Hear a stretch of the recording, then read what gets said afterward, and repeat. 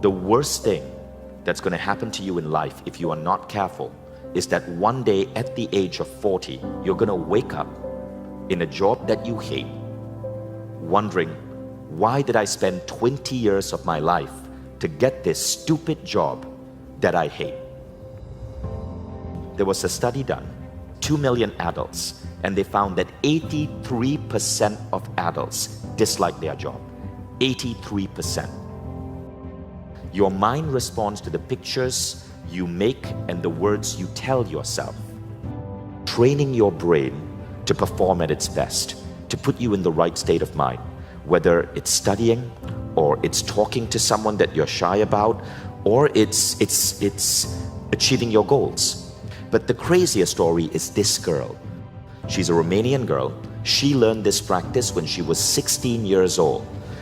And her dream was to beat Serena Williams and win the US Open. She started doing this practice, and at the age of 19, she beat Serena Williams and won the US Open. When they asked her how she did it, she mentioned this practice. She is one of the students of this practice. And this practice, of course, is called the 6-phase meditation. And this is what I'm going to attempt to teach you.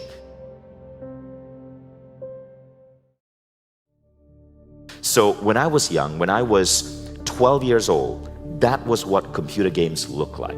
And in this game called Rings of Zilfin, I was this tiny character called Reese, and I had to navigate this world, and you had to improve your shooting accuracy, your strength, your endurance, your power, your charisma. Eventually you get everything high enough and you have enough power to go up to the evil Lord Zalgot, cut off his head and free the land.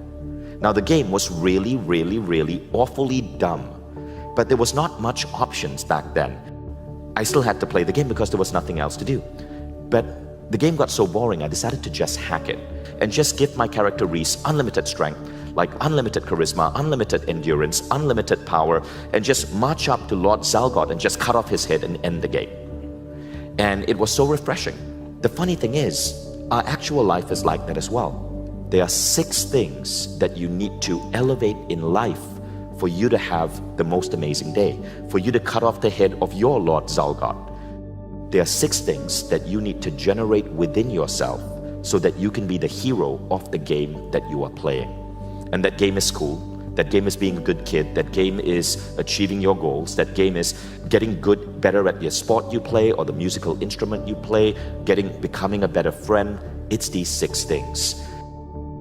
The first one is the feeling of being loved and loving others. It's called compassion and kindness. It's the feeling that you are connected to other humans. As you go forth in the world, you will find that the world will appear more loving to you. Whether this is science or metaphysics, we don't know. But when you do this, you become so much nicer to other people, and other people will reflect that back to you. But that's phase 1. Now let's go to phase 2. Now phase 2 is really interesting. It's on gratitude. We now want to elevate. We've increased our level of love. Now we want to increase our level of happiness. Now science says that this practice, gratitude, which is simply being grateful for the stuff that happened before, is the human characteristic most associated with overall well-being. I don't know your situation. When I was young, I went to a horrible school because my parents didn't have the money to send me to a good school. So I went to a horrible school. My teachers beat me. But there were still like little things that if I think back, I could remember. I had some good friends there. My PE teacher who taught me sports was great. There was this beautiful banyan tree that we could sit under in the shade. Even if you're in a horrible school, you can still think of little things that you can be grateful for. What are you grateful for yourself? Maybe you play the guitar incredibly well. Maybe you're a good runner. Maybe you are always the kind person. So you think about these 3 things. Now studies show that simply thinking about these 3 things, so we call it 3 by 3, 3 things in your personal, 3 things about school or your work, 3 things about yourself. Studies show that if you do that, your level of happiness goes up. But here's the crazy thing. It goes up and it stays at an up level. Gratitude has a really interesting effect on you. Okay, so level 3 is actually forgiveness. Now this is a tough one. Forgiveness actually means to forgive people who have hurt you in the past, but also to forgive yourself.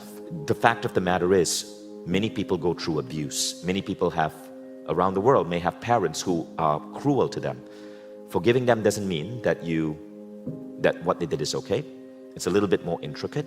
It means that you might still report them, you might move away from them, but in your heart, you understand that they are a broken human being, and you know it's not you.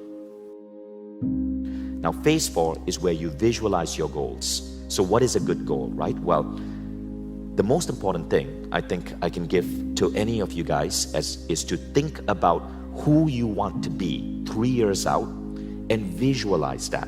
Make those pictures as clear as possible. Bianca Andreescu at 16 saw that at 19 she wanted to be the world winner for the US Open and beat Serena Williams. Now, a good goal is something that should scare you a little and excite you a lot. So think of yourself 3 years out, and it should make you slightly scared. Oh my God, can I really do that? If it doesn't make you slightly scared, you're thinking too small. But it should also excite you. Yes, I really want that. Can you guys all think of something, sticking it on a board? This is called a vision board.